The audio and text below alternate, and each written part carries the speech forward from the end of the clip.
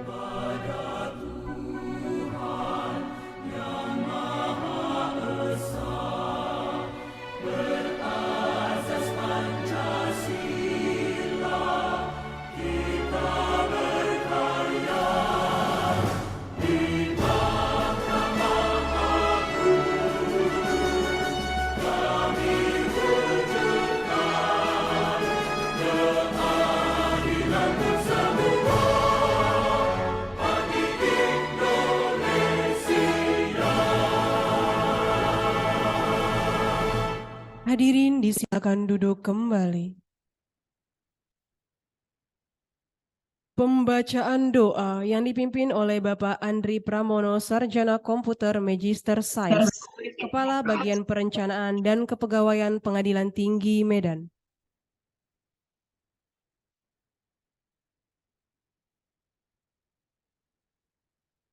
Assalamualaikum warahmatullahi wabarakatuh. Bapak Ibu yang saya hormati, marilah kita berdoa menurut agama dan keyakinan masing-masing. Izinkan saya mandu menurut agama Islam. A'udzubillahi minasyaitonirrajim. Bismillahirrahmanirrahim. Alhamdulillahirabbil alamin wassalatu wassalamu ala asrofil anbiya'i wal mursalin wa ala alihi washabbihi ajmain. Ya Allah, Tuhan yang Maha Pengasih dan Maha Penyayang. Pada kesempatan siang hari ini kami dapat bertemu baik secara luring maupun daring, dalam rangka acara pembinaan teknis dan administrasi yudisial Pengadilan Tinggi Medan dan Pengadilan Negeri se-Sumatera Utara. Untuk itu, ya Allah, perkenankanlah kami menyampaikan rasa syukur kehadirat-Mu atas segala rahmat dan karunia yang selalu Engkau curahkan kepada kami. Ya Allah, Tuhan yang Maha Kuasa, jadikanlah pertemuan ini sebagai pertemuan yang Engkau rahmati, dan berikanlah ampunan-Mu dari segala hilaf dan dosa. Ya Allah, ya Tuhan kami, sesungguhnya Engkaulah satu-satunya yang dapat membimbing kami dalam melaksanakan dan memantapkan tugas-tugas kami. Jadikanlah tiap tugas dan pekerjaan kami sebagai nilai ibadah kami di hadapan-Mu. Ya Allah, Tuhan yang Maha Pengampun, ampunilah dosa kami, dosa orang tua kami, dosa para pemimpin kami, dan dosa para pendahulu kami. Tempatkanlah kami dan mereka semua ke dalam rahmat dan lindungan dan ampunan-Mu. Ya Allah, terimalah doa kami. Robbana atina fid dunya hasanah wa fil akhirati hasanah wa qina adzabannar. Subhana rabbika rabbil izzati amma yasifun. Wassalamun ala mursalin walhamdulillahi rabbil alamin. Assalamualaikum warahmatullahi wabarakatuh.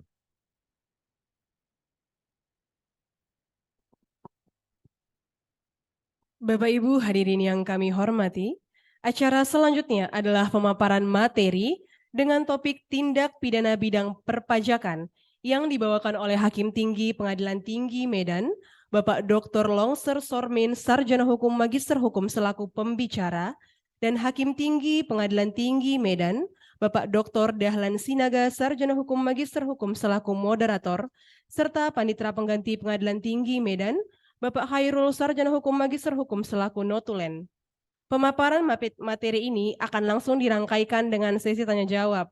Selanjutnya kami serahkan kepada moderator Bapak Dr. Dahlan Sinaga, Sarjana Hukum Magister Hukum. Terima kasih kepada pembawa acara.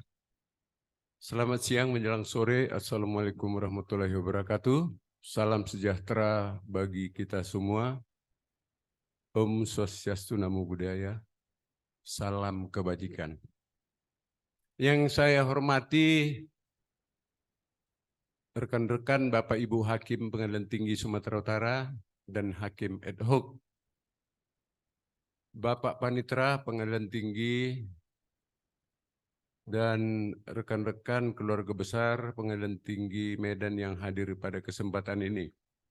Teristimewa kepada Bapak Ibu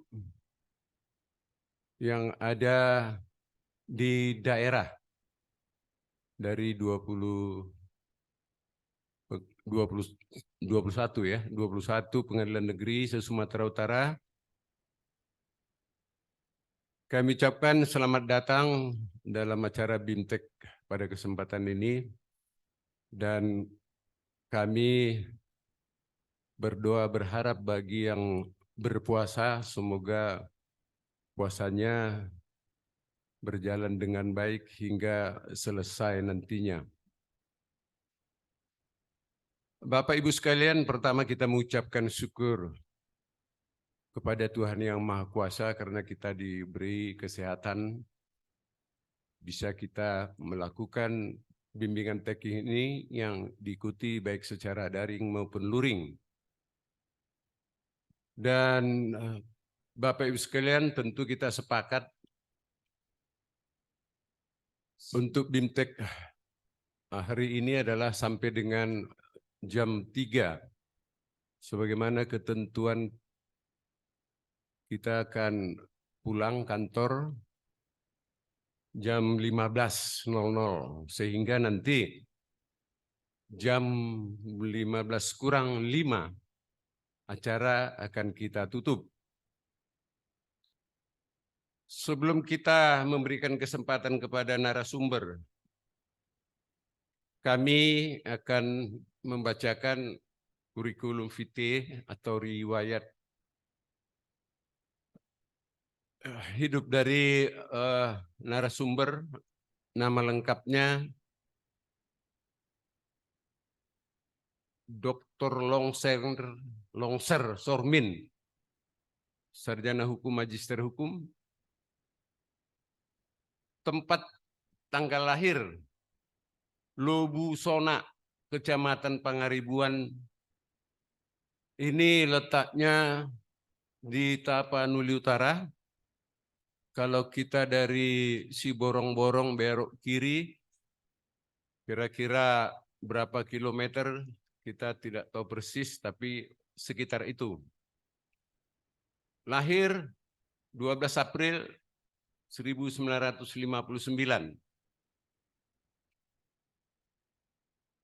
Kalau melihat usia ini beliau masih kelihatan muda.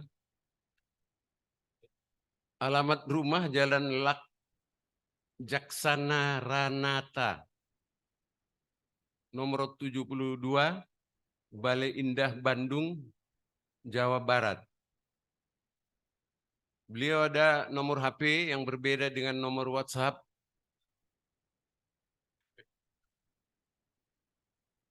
Ya, nomor HP-nya 081223745159. Nomor WhatsApp-nya 081223311210. Email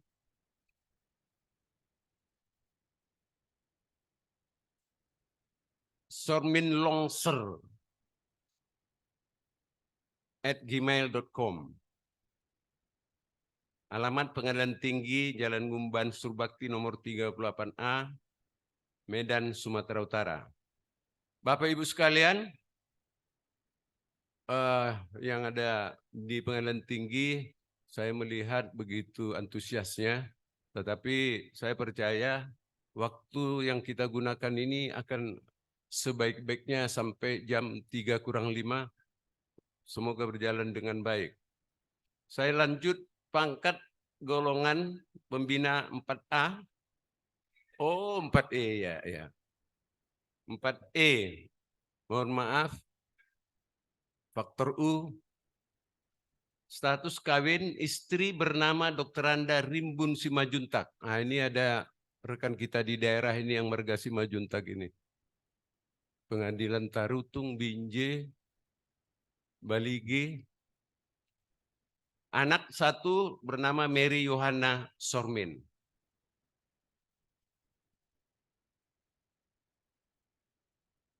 Ini harus saya bacakan karena narasumber itu perlu kita mengenal lebih jauh.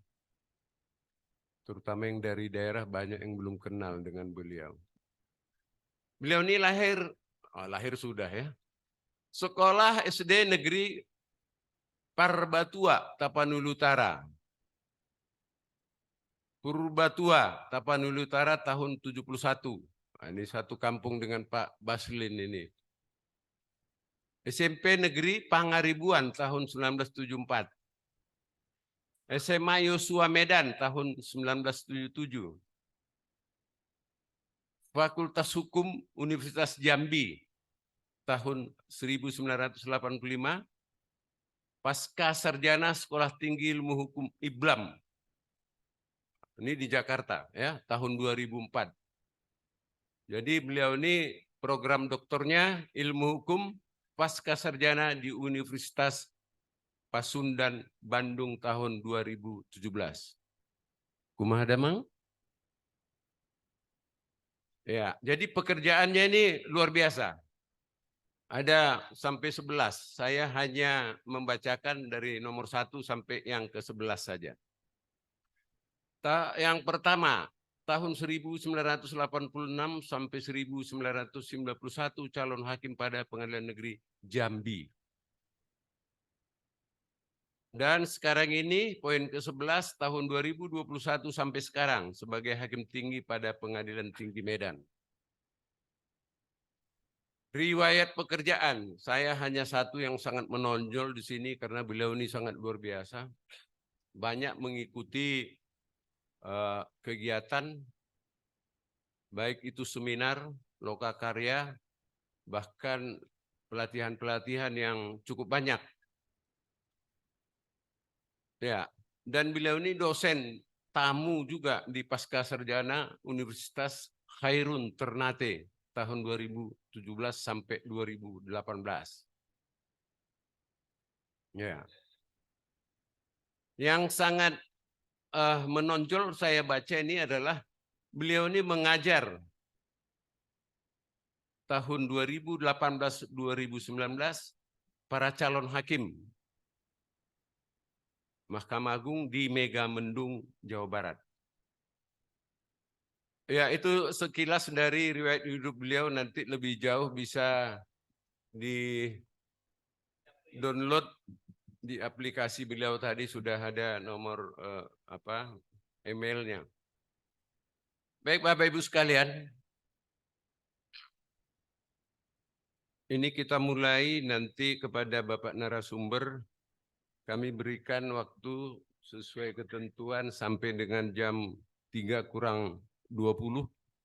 Jika ada kesempatan maka kita adakan tanya jawab. Oleh karena itu, dengan hormat kami persilakan untuk membawa materi yang berjudul tindak pidana di bidang perpajakan. Ya, ini di bidang perpajakan ini Bapak Ibu sekalian, kasus pajak yang menghebohkan kita tahu akhir-akhir ini. Ya, Rafael Aluntri Sambodo.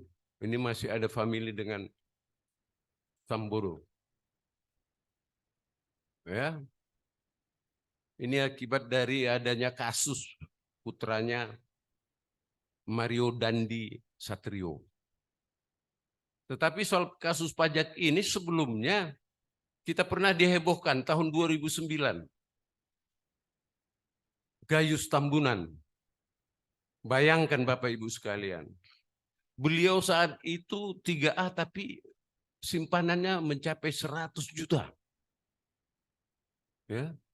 Saya tahun 2009 punya simpanan juga. Tapi cuma 1.500.000 pada saat itu. Ini semua intinya adalah kejahatan dengan manipulasi laporan keuangan perusahaan waktu itu. Tujuannya agar pembayaran pajak lebih kecil. Kira-kira itu dulu. Tetapi Bapak Ibu sekalian, kita tidak membahas kasus ini. Ya, oleh karena itu kami persilahkan kepada Bapak Dr. Sormin Longser untuk membawakan makalahnya. Sekali lagi judulnya Tindak Pidana di Bidang Perpajakan. Silakan Bapak.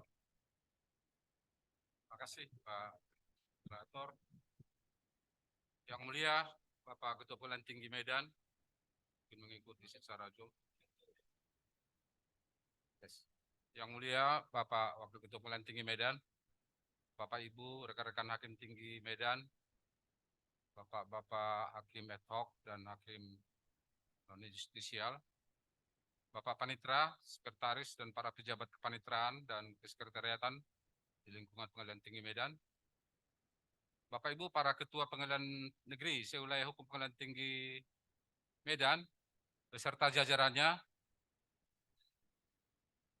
para peserta hadirin, peserta Bintek yang mengikuti baik secara daring maupun luring pada kesempatan ini yang saya hormati.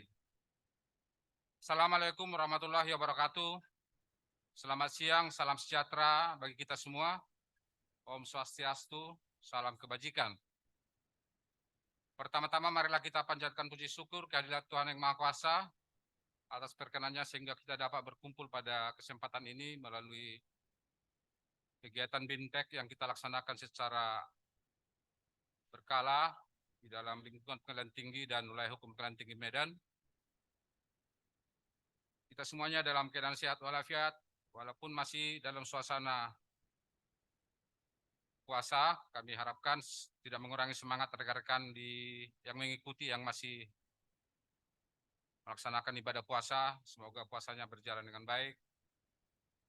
Pada kesempatan ini kami ditugaskan oleh pimpinan kita untuk menyampaikan materi sekilas tentang tindak pidana pajak.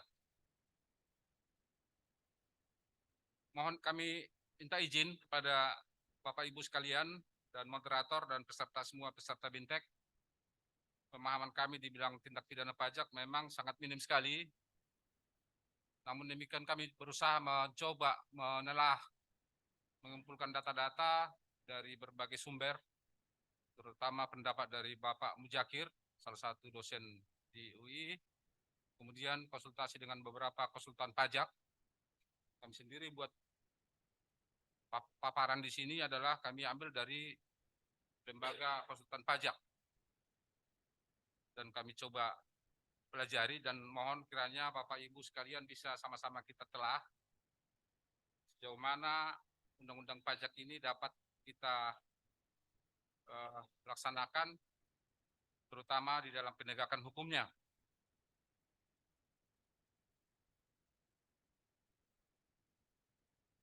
Namun harapan kami dengan partisipasi rekan-rekan bisa kita melakukan nanti tanya jawab pada akhir sesi ini untuk dapat memperdalam pemahaman kita terhadap tindak pidana pajak. Terutama belakangan ini kita tahu bahwa perhatian kita kepada persoalan pajak di negara kita menjadi viral dan menjadi menarik perhatian, baik para politisi maupun penegak hukum. Apa sebenarnya yang terjadi di bidang perpajakan? Kita tahu pajak merupakan sumber keuangan yang memiliki kontribusi penting dan memiliki makna yang luas bagi pembangunan NKRI. Upaya untuk meningkatkan kesadaran wajib pajak untuk membayar pajak adalah inti dari pengaturan dan pengenaan sanksi pidana di bidang perpajakan. Di sini ada kedudukan sanksi pidana dalam konteks perpajakan. Coba dibuka di pengertian dulu. Teks. Tindak pidana di bidang perpajakan adalah termasuk tindak pidana di bidang hukum administrasi, dikenal dengan istilah administratif criminal law atau dependent crimes, yang dikenal sederhana dan lentur dalam penegakan hukumnya, sepanjang tujuannya daripada hukum tersebut tercapai, yaitu wajib pajak mau membayar sesuai dengan kewajibannya. Jadi dinilai ini masuk di ranah hukum administrasi dan mempunyai karakteristik sendiri. Hukum pajak mempunyai karakteristik sendiri. Ada sanksi administrasi, ada sanksi pidana. Jenis tindak pidana perpajakan diatur dalam pasal 38, 39, 39A Undang-Undang Ketentuan tentang Perpajakan. Ada juga pertanggungjawaban pidana, ada sanksi pidana terhadap pelaku tindak pidana perpajakan, dan nanti kita bicarakan juga sekilas mengenai alur penanganan penegakan hukum pidana dan kapan tindak pidana tersebut boleh disidik, apakah ada daluarsanya. Jadi beda dengan tindak pidana umum, tindak pidana pajak ada daluarsanya. Bapak Ibu yang kami hormati, tindak pidana pajak sebagai subjek ditujukan kepada siapa aja? Siapa yang bisa jadi subjek dalam tindak pidana pajak? Nanti ini yang kita bahas. Akan tetapi ada karakteristik seperti saya sampaikan tadi, ada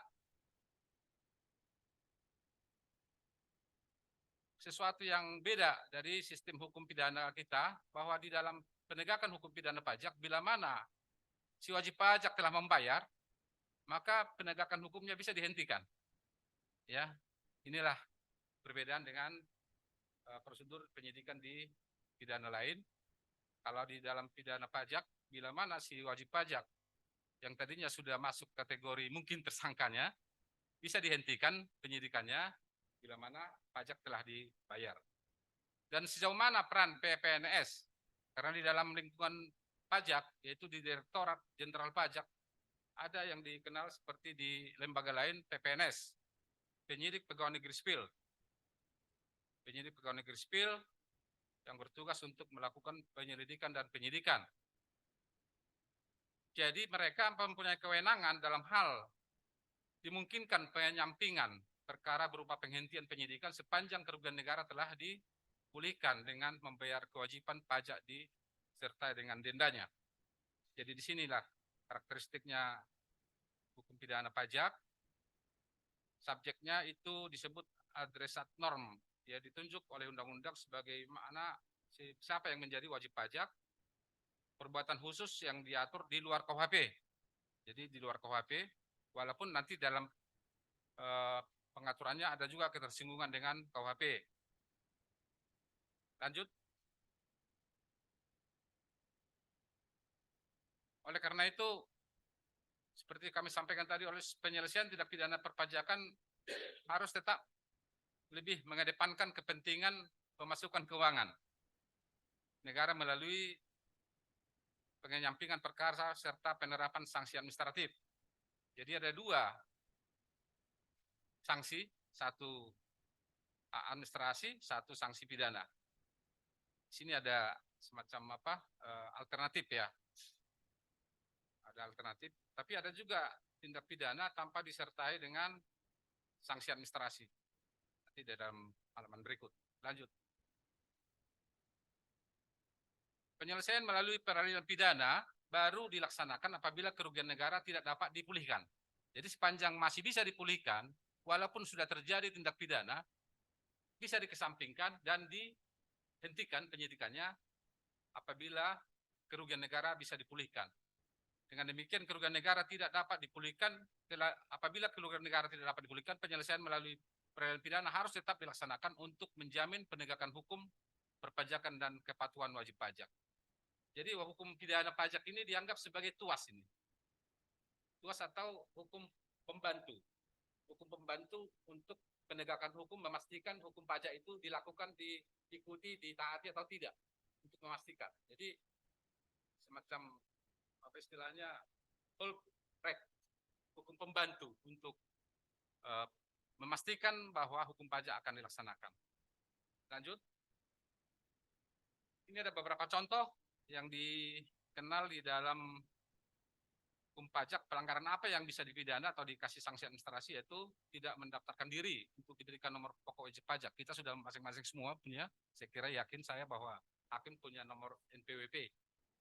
Tidak menyelenggarakan pembukuan atau pencatatan di Indonesia, tidak memperlihatkan atau tidak meminjamkan buku catatan dan dokumen lain. Itu antara lain. Lanjut. Tidak menyampaikan pemberitahuan SPT. Ini SPT kita lagi disusun ini. Kalau ditarik-tarik nanti hakim tidak melakukan mengisi SPT, itu masuk kategori pelanggaran. Ya, tapi saya yakin inilah makanya pajak, undang-undang pajak ini ada kelenturannya.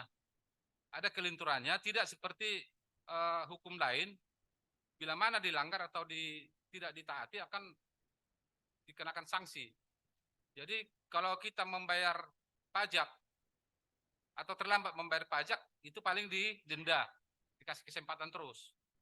Nah sekarang kita lihat persoalan menjadi pertanyaan, bagaimana dengan kejadian-kejadian seperti disampaikan moderator tadi, Pak Sambodo. Kasus Samosir baru-baru ini terjadi. Samosir ada petugas dari Samsat yang tidak menyetorkan pajak sampai sekian miliar. Nah, pelaku tindak pidana pajak yang bisa jadi subjek itu ada 3. Wajib pajak sendiri, kemudian petugas pajak, dan pihak lain yang terkait. Pihak lain terkait, contoh konsultan pajak, atau mungkin di perusahaan ada bendahara, atau bendahara perusahaan bisa. Jadi ada kemungkinan 3 kategori ini yang bisa menjadi subjek pajak. Bisa menjadi subjek pajak dalam tindak pidana pajak. Barangkali itu yang bisa kami sampaikan, sekedar pengantar. Lanjut. Di dalam sesi ini Terus lanjut. Terus ada kewajiban, ada delik alfa di sini, ada delik material formal. Terus lanjut. Ada yang sengaja, ada yang terus lanjut. Ada delik sengaja formal, bahasanya formal ini. Terus ada percobaan. Nah, di dalam delik percobaan di tindak pidana pajak dikenal ada delik percobaan. Matikan videonya. Lanjut. Matikan dulu. Menghalangi atau mempersulit penyidikan. Dari sana Pak gambar. Lanjut.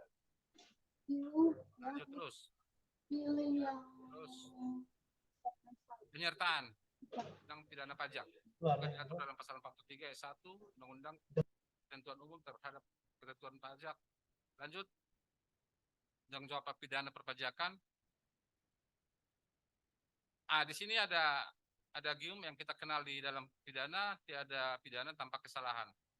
Jadi di sini jadi selalu disandarkan kepada peraturan-peraturan bila mana seseorang itu dinyatakan melakukan tindak pidana atau tidak, akan disandarkan dulu kepada aturan yang ada. Lain dengan ada gium di acara hukum lain, ada yang mengatakan bahwa tidak selalu didasarkan pada hukum formil, juga didasarkan pada hukum material.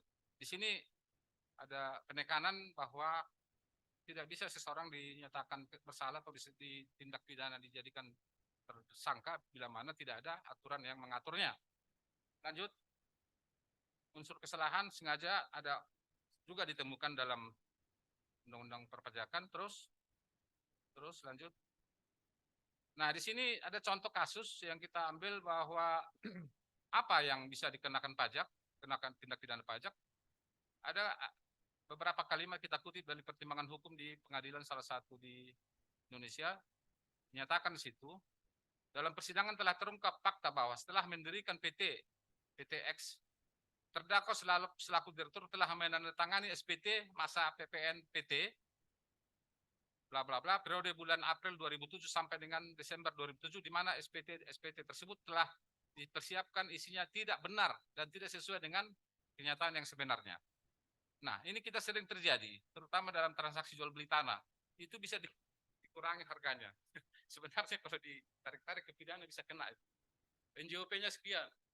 Sebenarnya dijadikan patokan adalah NJOP yang dikeluarkan oleh pemerintah yang berwenang. Tapi kadang-kadang diturunkan harganya supaya pajaknya tidak terlalu mahal. Nah, ini.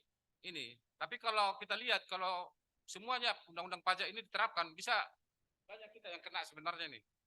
Tapi saya kira yang sebut tadi bahwa undang-undang pajak itu adalah lentur dia. Lentur. Jadi ada semacam ya toleransi mungkin. Kalau nanti terlalu ketat pemerintah, itu bisa terjadi otoriter. Ada pemaksaan pajak kepada warga negara sehingga bisa menimbulkan kaos. Bila mana pemerintah terlalu ketat. Ya, bisa menimbulkan kelambatan usaha perekonomian. Kalau undang-undang perpajakan di satu sisi akan diterapkan secara ketat. Namun bila mana tidak diterapkan seperti yang kita lihat dalam kasus-kasus ini bagaimana nanti penegakan hukumnya kalau penegak hukum tidak tegas di dalam melaksanakan tugasnya menyidik tindak pidana pajak. Saya kira inilah problem yang kita hadapi, walaupun di satu sisi undang-undang perpajakan itu bersifat masuk ranah hukum administrasi, di sisi lain masuk dalam ranah hukum pidana. Barangkali Pak Moderator, ini yang kita akan sampaikan sebagai pengantar. Mudah-mudahan dari narasi yang singkat ini dapat kita ambil petik apa kira-kira di mana ranahnya hukum pajak dan bagaimana penerapan undang-undang itu dalam pelaksanaan sehari-hari. Sekian, kami serahkan kepada Bapak Moderator untuk memandu tanya jawab. Terima kasih, Pak.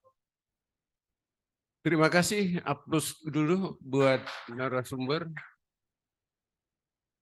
Bapak Ibu sekalian, singkat tapi padat. Beliau menyampaikan materi yang cukup bagus. Kami mencatat intinya di sini bahwa tentang perpajakan dijelaskan pengertiannya tadi, termasuk juga jenis-jenis pidana dan sanksi pidana dan pertanggungjawaban pidana. Tapi ada yang menarik, bagi saya mungkin buat seluruh rekan-rekan hakim, di makalah beliau itu ada surat edaran nomor 4 tahun 2021 tentang penerapan beberapa ketentuan dalam penanganan tindak pidana di bidang perpajakan. Ya, regulasi ini tentu baru dan bisa membantu rekan-rekan hakim di dalam menghadapi kasus yang bernuansa di bidang perpajakan. Di antaranya di perma tersebut yaitu disebut pertanggungjawaban korporasi dalam tindak pidana di bidang perpajakan. A. Setiap orang dalam undang-undang tentang ketentuan umum dan tata cara perpajakan dimaknai sebagai orang pribadi dan korporasi. Ya, tadi sudah disinggung bahwa wajib pajak itu terdiri dari pribadi maupun badan atau korporasi.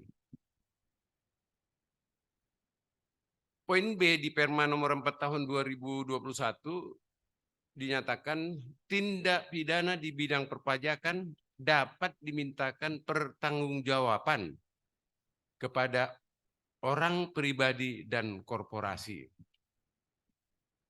Dan poin C di Perma tersebut tertulis korporasi selain dijatuhkan pidana dapat, saya ulangi, korporasi selain dijatuhkan pidana denda dapat dijatuhkan pidana tambahan lain sesuai dengan peraturan perundang-undangan.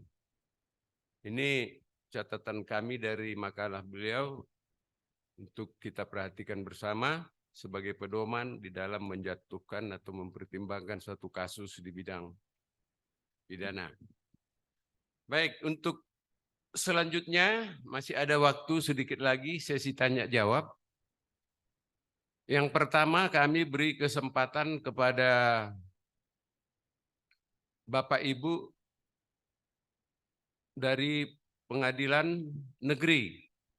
Setiap penanya kami beri 2 pertanyaan dan sesi pertama ini untuk 2 orang dulu. Ya. Jadi untuk 2 orang, setiap orang boleh menanyakan kaitan dengan topik makalah 2. Ya. Silakan Bapak Ibu sekalian. Dari nama dan dari PN mana?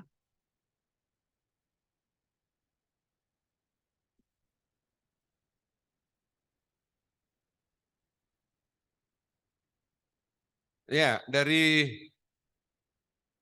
Mandailing Natal. Ada yang mau bertanya Bapak Ibu di sana? Ya, hadir. Suara saya terdengar? Ya. Dengar, silakan Pak. Nama? Ini nama Catur Alvan Satria dari Mandailing Natal. Ingin bertanya terkait dengan pidana perpajakan, terkait dengan ketentuan mengenai tax evasion atau tax avoidance. Itu bagaimana pengaturan pidananya?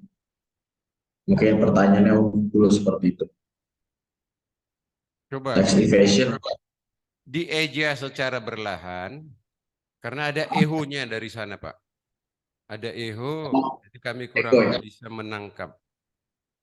Iya Pak, karena gini, yang kita tahu kan dalam pidana perpajakan itu yang saya pahami salah satunya ada yang berkaitan dengan tax evasion atau tax avoidance. Pertanyaannya, bagaimanakah aturan mengenai pidana terkait dengan tax evasion atau tax avoidance? Terima kasih. Ya, sebelum saya kasih dijawab ini, Bapak dari Mandailing Natal. Pertanyaannya bagus ini, tapi saya sebagai moderator ini kalau dengan bahasa Inggris itu sebaiknya diterjemahkan, ya. dengan bahasa Indonesia. Karena kita sebagai masyarakat Indonesia sebaiknya ikut dengan terjemahannya ya, sehingga semua Bapak yang ada di luar ini, di teman-teman Bapak Ibunya bisa juga paham ya. Apa tadi bahasa Indonesianya apa itu? Yang saya pahami ya Pak, ini kan kita juga diskusi, tapi saya juga salah. Yang saya pahami dua-duanya itu kurang lebih kayak mencoba untuk apa ya, apa ya, biar nggak dikenain pajak gitu kan. Ada apa ya, upaya yang dilakukan supaya tidak kena pajak gitu. Ini yang saya pahami kan. Nah saya nggak tahu, dan dalam yang saya pahami juga di dalam dunia perpajakan itu ada yang dinamakan tax evasion dan tax avoidance, walaupun mungkin secara konsep saya perlu mendalami lagi keduanya, karena di sini kita bicara pidana perpajakan. Saya mencoba bertanya juga kan, mungkin ada pemahaman baru mengenai tax evasion atau tax avoidance dan apakah pidananya seperti apa gitu. Yang saya tahu dua-duanya sama-sama sama-sama kabur dari pajak. Yang saya tahu tuh dua konsep tax evasion atau tax avoidance. Nah, tapi apakah detailnya seperti apa, saya masih, makanya di sini saya tanyakan. Seperti itu. Ya, baik, terima kasih dari Mandailing Natal. Ini tadi diterjemahkan karena saya bahasa Inggris itu lebih fasih, saya bahasa Spanyol jadi kurang tahu. Diterjemahkan supaya tidak kena pajak, kira-kira itu. Nanti narasumber bisa menerangkan. Ya, dari pengadilan negeri lain, ini satu season 2 pertanyaan dulu, ada? Dari PN Stabat dulu, Stabat, ada?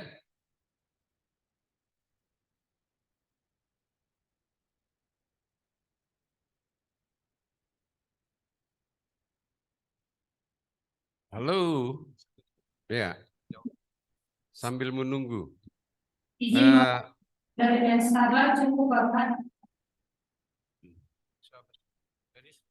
Siapa namanya disebut? Izin Bapak dari Stabat cukup Bapak. Ada pertanyaan Bapak. Nama. Oh, cukup. Terima kasih atas cukupnya. Baik, kepada Bapak Moderator, Dr. Sormin, silakan. Baik, terima kasih ya Saudara Satria ya dari PN Madinah. Catur Pak, catur dari Mandailing Natal. Catur. Ya Pak. Bukan Satria ya, Satur ya. Catur. Itu nama lengkapnya Pak, Catur Ahmad Satria. Kami dengar tadi, kalau nggak salah dengar tadi, tax avoidance. Avoidance Pak, sama evasion. Jadi evidence atau penghindaran pajak adalah suatu skema. Jadi skema menghindari pajak untuk tujuan meminimalkan beban pajak. Dengan memanfaatkan celah, ya, memanfaatkan celah atau ketentuan perpajakan. Jadi di situ mungkin agak ini permainan kelas tinggi sebenarnya. Bagaimana mereka bisa menghindar atau meminimalkan kewajibannya di dalam perpajakan dengan melihat celah di undang-undang perpajakan. Kalau terjadi, kan ada lembaga yang memungkinkan, tapi agak panjang prosedurnya. Bila mana si wajib pajak merasa keberatan dengan jumlah pajak yang tinggi, itu dapat diajukan ke pengadilan pajak. Nah, inilah. Jadi ada pengadilan pajak. Di situ nanti diajukan klaim untuk menyesuaikan sebenarnya berapa pajak yang harus dibayar oleh seorang wajib pajak. Jadi ada ranah, ada upaya hukum, ada jalur yang harus digunakan. Jadi melalui lembaga itu peradilan pajak. Walaupun jarang kita dengar ya, tapi ada hakim pajak yang diangkat, itu tugasnya untuk memberikan putusan terhadap sengketa pajak. Itu berkaitan dengan sengketa pajak antara wajib pajak dengan si petugas yang menentukan jumlah pajak si wajib pajak. Kalau tindak pidana pajak, itu berkaitan dengan hal-hal yang diatur di dalam undang-undang perpajakan yang sifatnya pidana. Contoh tadi disebutkan dalam pelanggaran itu tidak melaporkan atau memberikan laporan pajak tidak sesuai dengan data yang sebenarnya. Itu masuk ke ranah tindak pidana pajak dan juga sekaligus bisa masuk ke ranah administrasi. Jadi bisa dikenakan sanksi administrasi dengan cara mendenda atau beberapa kali lipat didenda sesuai dengan jumlah nominal pajak yang harus dia bayar. Jadi yang kami tahu ya, ini yang kami tahu, nggak tahu mungkin barangkali dari teman-teman yang kami bisa dapat simak dari tax avoidance atau penghindaran pajak adalah suatu skema penghindaran pajak untuk tujuan meminimalkan beban pajak dengan memanfaatkan celah. Istilahnya loophole. Jadi ada hole, ada celah di situ. Ada lubangnya. Namanya juga penjahat kan selalu mencari-cari di mana lubang supaya tidak membayar pajak.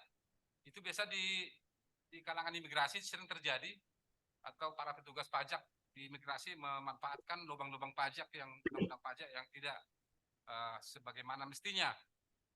Jadi itu yang kami tahu, Pak, apa namanya tadi, Pak Catur, ya, Pak Catur Ya, ya, Pak. Buan dari Madinah. Ya, Pak. Ya, bisa Pak ditangkap Pak? Bisa, Pak. Terima kasih. Tapi mungkin tambahannya untuk kalau yang tax evasion-nya gimana, Pak? Pidana itu, Pak. Ya, kalau memang dia memberikan data, tentu masuk di ranah pidana. Ya, memberikan data informasi tentang pajak yang seharusnya itu masuk ranah pajak, pidana pajak yang bisa disidik oleh PPNS. Ya, demikian. Oke. Terima kasih, Pak. Terima kasih. Ya. Ya, terima kasih Bapak narasumber. Bapak Catur dari Mandailing Natal, mudah-mudahan bisa menerima. Tadi pertanyaannya telah dijawab dengan baik oleh narasumber. Selanjutnya, Bapak Ibu yang ingin bertanya kami persilakan. Dari PNC di Kalang ada mau bertanya?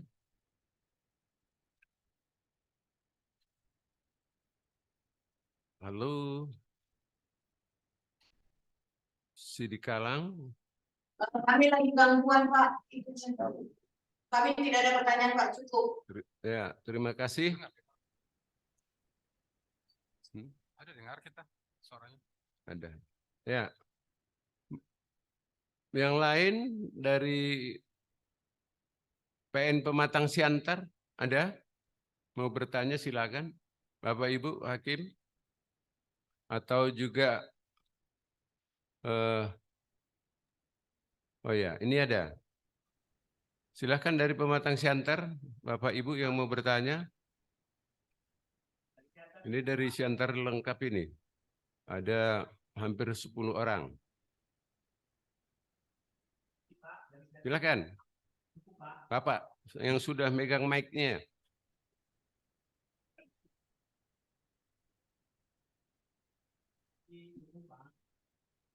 Tidak ada audionya, suaranya enggak kedengaran. Ya. Tidak-tidaknya dilambaikan tangannya biar kami bisa melihat. Oke, dari yang lain? Ada. Oh, ada. Ya, silakan Bapak. Oh, tidak. Oke. Baik. Nah, itu baru jelas ya. Ada tanda kali. Oh ya, kalau belum ada, kami tambahkan sedikit. Silakan. Di dalam hukum ini kita kenal ini undang-undang pajak ini sebagai lex spesialis. Ini lex spesialisnya. Jadi aturan khusus yang bisa mengenyampingkan aturan umum. Apa kaitannya dengan undang-undang atau KUHP? Karena tadi disebut bahwa undang-undang pajak ini adalah di luar KUHP. Tapi ada relevansinya juga, ada ketersinggungan. Ya, dicontohkan di sini tindak pidana pemalsuan meterai. Ya, kemarin juga atau cukai yang kemarin ada kasus juga dari Sibolga itu. Mohon maaf ini Sibolga, bukan saya sebut ya, saya sebut dulu nama PN-nya. Jadi copy paste aja dia dari jaksa. Ada kasus cukai, dia copy paste aja di dalam putusan. Tidak diteliti undang-undangnya pasal berapa, undang-undang nomor berapa. Jadi di copy paste aja begitu. Begitu kita teliti di PT, ternyata undang-undang yang lama mengganti undang-undang yang baru. Oke gitu. Kan biasanya undang-undang. Kalau undang-undang perpajakan ini sudah 4 kali dirubah loh. Sudah 4 kali dirubah, diperbarui seperti undang-undang dasar 45. Ini juga kita hati-hati kalau ada kasus berkaitan dengan pajak. Ini ada baru-baru ini juga kasus apa nih, burjer apa bahasa di sini. Apa bahasa di Medan ini? Monja. Juga penyeludupan dan lain-lain. Jadi itu diteliti, jangan, ini saran untuk para PN, jangan begitu masuk kasusnya di copy paste aja apa yang disampaikan oleh jaksa. Karena undang-undang itu tidak pas penyebutannya. Jadi di situ ada pernah saya temukan undang-undang yang baru, undang-undang yang lama mengganti undang-undang yang baru. Kan lucu. Jadi sebagaimana disebut diatur dalam undang-undang nomor sekian-sekian tahun misalnya 2016 yang merubah undang-undang nomor sekian-sekian tahun 2020. Nah, kan tidak mungkin, tidak logis kan? Undang-undang lama mengatur merubah yang baru. Itu yang satu. Yang kedua, keterkaitan dengan undang-undang sekarang, KUHP yang baru, nomor berapa Pak? Nomor 1 tahun 2023 yang akan berlaku 3 tahun lagi, 2006 ya? 26. 2026. Itu contoh pasal 2 KUHP itu di dalam undang-undang baru itu pasal 29. Ya, itu tentang memberikan keterangan palsu. Jadi ada relevansinya dengan SPT, pengisian SPT di undang-undang pajak. Kemudian pasal pemalsuan surat di dalam KUHP yang lama diatur pasal 263. Kemudian di undang-undang yang baru 391. Jadi ada beberapa irisan ketersinggungan antara undang-undang perpajakan dengan KUHP di dalam hukum pidana. Nah, persoalannya bagaimana kalau penyidik PNS, penyidik pegawai negeri sipil yang ada di Direktorat Jenderal Pajak melakukan penyelidikan dan penyidikan, dia berlandaskan kemana? Apakah undang-undang pajak atau ke undang KUHP? Nah, ini pertanyaan dulu ke Medan dulu, Medan. Ada Medan? Kemana si penyidik atau penegak hukum menyandarkan ketentuan mana yang dipakai sekiranya di dalam peristiwa tindak pidana ada keterkaitan antara undang-undang pajak nomor, ini yang banyak ini nomor berapa ini? Sini saya sebut nomor 6 tahun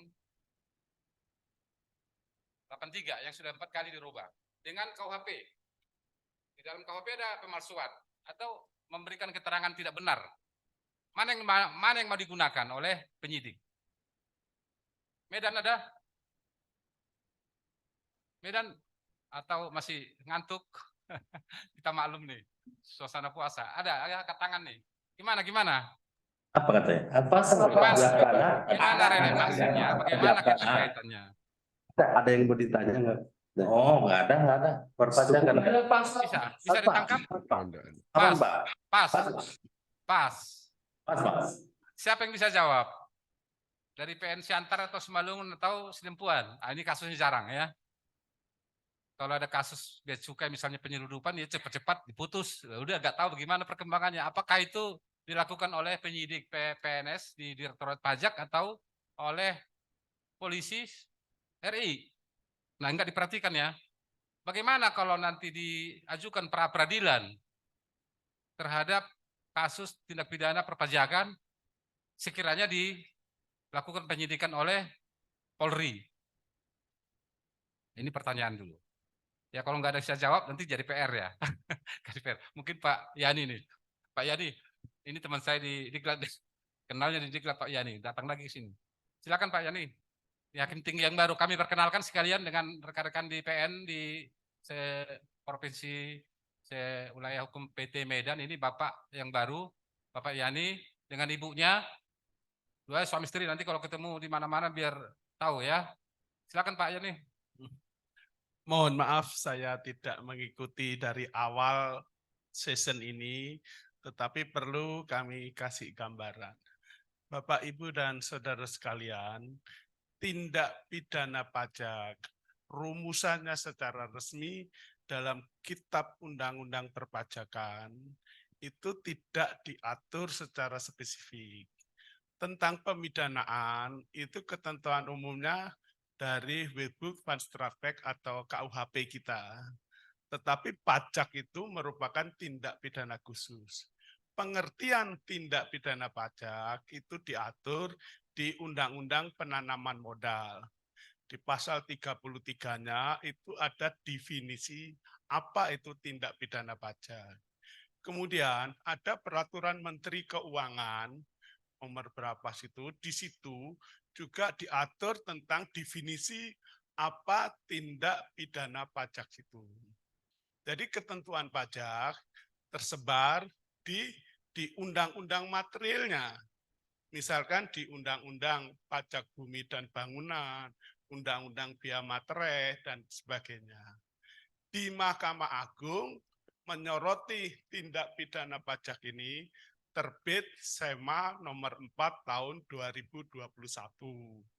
Itu yang ditekankan karena banyak kasus-kasus di pengadilan negeri yang penegakan hukumnya bermacam-macam. Kebetulan saya ikut tim Pokja di tindak pidana perpajakan yang melahirkan SEMA nomor 4 tahun 2021. Mungkin Hakim Tinggi ini Pak Sahlan yang mantan KPN Jakarta Barat dulu, juga sama-sama tim Pokja tindak pidana perpajakan. Di pengadilan negeri yang perlu ditekankan sesuai SEMA 4 2021 nomor 1 tentang pra-peradilan. Bagaimana tindak pidana pajak diajukannya pra-peradilan? Kalau secara umum kan ikut asas hukum acara perdata di tempat tinggal tergugat atau yang keberatan. Di pajak ini diatur secara khusus pra-peradilannya karena masih compang-camping di pengadilan negeri, ditekankan di situ bahwa di tempat pengadilan di mana tempat penyidik atau kantor pajak itu berada. Jadi itu yang ditekankan supaya pengadilan negeri memperhatikan situ. Yang kedua, di SEMA 4 tahun 2021 ditekankan bahwa dengan pilotnya si perusahaan situ tidak menghapuskan tanggung jawab dari pengurusnya. Karena ada beberapa kasus di Jakarta, lah orang terlibat pengurusnya situ tindak pidana pajak, dia dipilotkan, dengan pilot dianggap tanggung jawabnya sudah diambil kurator, dia dibebaskan. Di SEMA itu ditegaskan, tetap bisa dituntut. Begitu juga tindak pidana terhadap korporasi.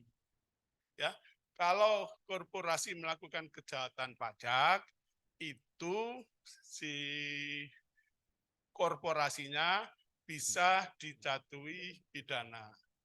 Dan yang keempat, soal apa? Nanti dibaca aja SEMA nomor 4 tahun 2021. Tekanannya dalam pajak itu adalah karena ditekankan pada sistem self-information. Jadi pajak itu SPT-nya kan dikelola, dilaporkan sendiri.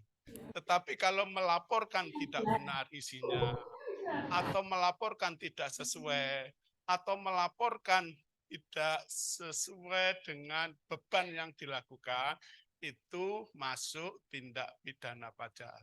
Dan itu nanti diatur di KUP, bagaimana pasal demi pasal itu mengatur hal itu. Jadi kalau di pengadilan ada perkara pajak, pertama perhatikan rumusan tindak pidana, kemudian unsur-unsurnya, materialnya diatur di masing-masing kitab undang-undang perpajakan. Jadi dari sini kita punya pegangan asas yang jelas bagaimana menegakkan hukum di bidang tindak pidana perpajakan. Yang perlu diperhatikan adalah, perhatikan sekali lagi SEMA nomor 4 tahun 2021. Kalau mengatur hal itu, taatilah, karena di seluruh dunia ada handbook atau pegangan hakim yang harus diterapkan dan ditaati. boleh menyimpang dari situ asal dengan argumentasi hukum yang kuat dan pasti. Itu dari saya. Jadi tindak pidana pajak rumusannya ada di Undang-Undang Penanaman Modal dan Peraturan Menteri Keuangan dan tersebar di hukum material yang mengatur perpajakan. Terima kasih. Terima kasih. Aplaus dulu buat beliau. Pak Kurnia. Bapak Ibu sekalian, perlu kami informasikan kepada rekan Hakim Pengadilan Negeri tingkat pertama, beliau ini baru saja kemarin melaksanakan tugas bersama Ibu yang juga Hakim Tinggi di Pengadilan Tinggi Medan. Beliau ini adalah juga dosen tetap di Diklat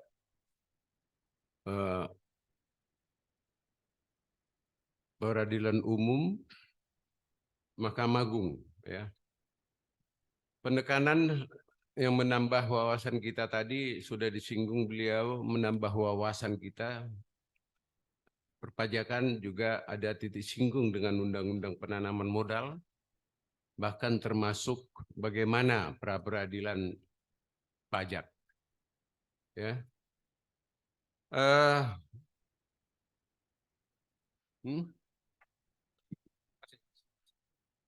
Ya, ada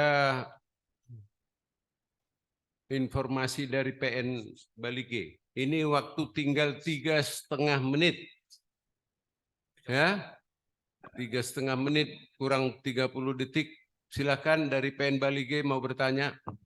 Mohon izin yang mulia, saya Makmu Pakpahan yang mulia. Ya. Ya, identik dengan penjelasan dari yang mulia Bapak Longser Sormin dengan gelar akademik Doktor SMH tentang aspek hukum tindak pidana perpajakan, yaitu dalam hal ini yang kami tanyakan tindak pidana korupsi yang mulia. Bila dilihat titik persamaannya, subjeknya jika itu adalah penyelenggara negara sama, itu di tindak pidana korupsi penyelenggara negara. Kemudian di tindak pidana perpajakan jika itu dilakukan subjeknya penyelenggara negara. Kemudian perbuatan materialnya juga memperkaya diri sendiri atau orang lain. Nah, yang kami tanyakan yang mulia, titik singgungnya itu dengan tindak pidana korupsi dalam kaitannya penentuan nanti kewenangan mengadili, pengadilan negeri kah atau pengadilan tindak pidana korupsi yang mulia. Kami mohon maaf yang mulia, bukan maksud untuk menguji tapi untuk menambah wawasan kami. Atas perhatian kami ucapkan terima kasih yang mulia. Selamat siang. Terima kasih Pak Pahan dari Pengadilan Negeri Bali G. Langsung saja kepada narasumber. Silakan Pak. Baik, Saudara Wakil Ketua Pengadilan Bali G ya, Pak Pahan. Di dalam makalah Saudara Bapak Profesor apa tadi namanya, yang dari UI, Pak Agus Pak Zakir. Beliau dia menyatakan bahwa itu di dalam ranah hukum sendiri. Jadi tipikor memang di situ ada dampaknya adalah menimbulkan kerugian pada negara. Jadi ini yang kita lihat sekarang, kasusnya Sambodo ya. Sambodo. Ya, kalau nggak salah, saya nggak jelas ini apakah masuk ranah undang-undang pajak atau masuk pencucian uang. Pencucian uang. Tapi juga TPPU harus dilatar belakangi oleh adanya tindak pidana asal.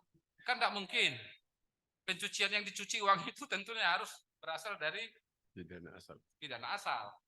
Dari pidana asal ini juga bersumber dari ada diduga penyelewengan di bidang perpajakan. Dia sebagai aparatur direktur pajak, di sini bisa kena sebagai orang yang memeras, ada gratifikasi dan lain-lain sekian. Jadi saya kira ini, saya juga tidak memahami sejauh ini apakah KPK melaksanakan kewenangan itu tanpa ada keterkaitan dengan PPNS di lingkungan Direktorat Pajak. Nah, yang kita tahu kalau ini masuk ranah korupsi, tipikor itu murni adalah kewenangan dari KPK. Nah, di dalam Undang-Undang Perpajakan dikenal di dalam pasal 43 kalau nggak salah, PPNS itu punya kewenangan untuk melakukan istilahnya ada tindak pidana permulaan.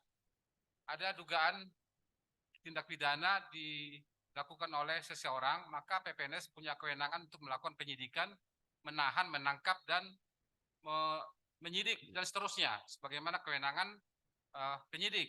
Tapi dia dalam hal laporannya dia melaporkan kepada polisi. Ya, sebelum dia sampai kepada penuntut umum, dia menyampaikan koordinasi dengan Polri. Baru disampaikan kepada penuntut umum. Nah, pertanyaannya tadi, bagaimana relevansinya tindak pidana korupsi dengan tindak pidana yang diatur dalam Undang-Undang Pajak? Apa boleh dua-dua ini masuk?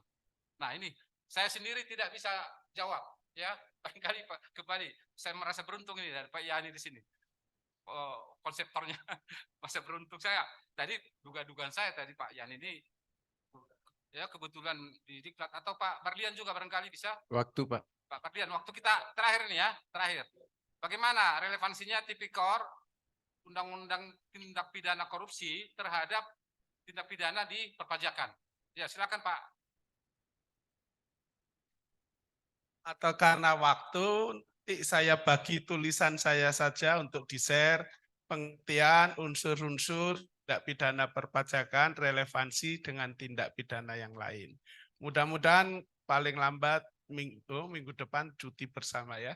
Di situ akan saya bagikan tulisan saya yang menjadi bahan untuk penyusunan SEMA itu ya. Ada beberapa literasi tentang perpajakan mungkin bermanfaat. Jadi kalau pajak itu unsur-unsurnya siapa subjek, mana perbuatan melawan hukumnya, bagaimana akibat, dan bagaimana hubungan kausal, apakah itu masuk perpajakan, kaitannya dengan pencucian uang dan tipikor.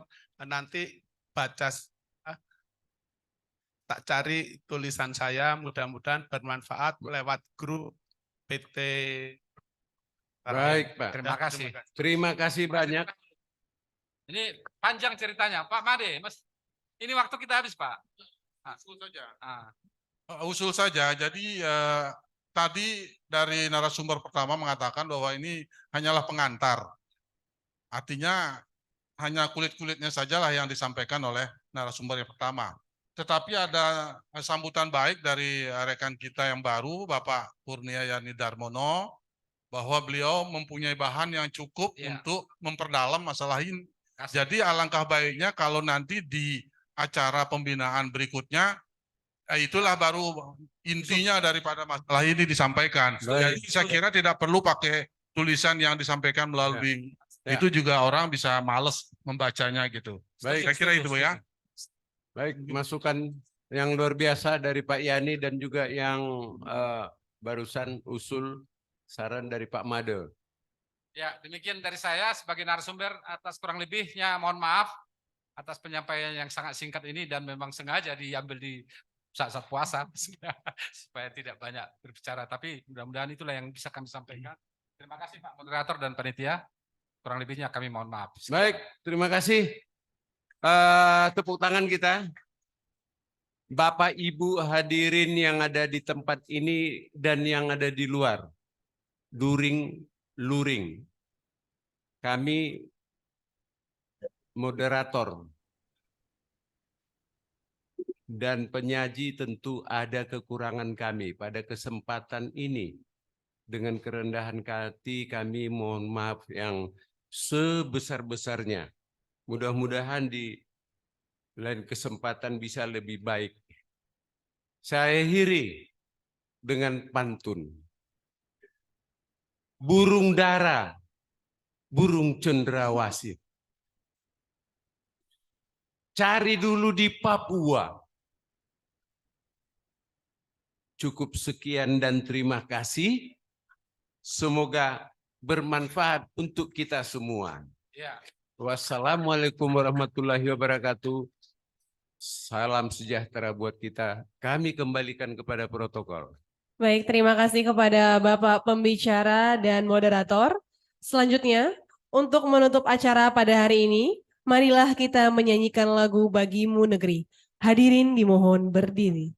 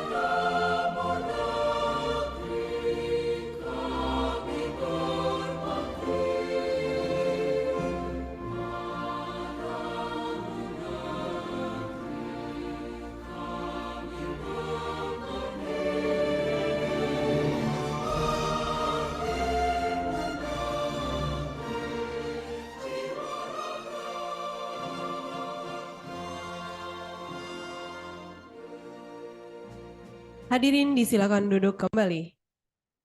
Baik, kepada Bapak Ibu di Pengadilan Negeri, kami akan mengambilkan capture gambar sebagai daftar hadir. Baik, akan kami mulai.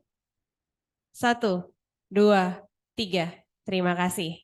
Baik Bapak Ibu hadirin yang kami hormati, dengan telah selesainya dinyanyikan lagu Bagimu Negeri, maka berakhirlah acara pembinaan teknis dan administrasi yudisial pada hari ini. Kami mengucapkan terima kasih telah mengikuti seluruh rangkaian acara hingga acara ini selesai.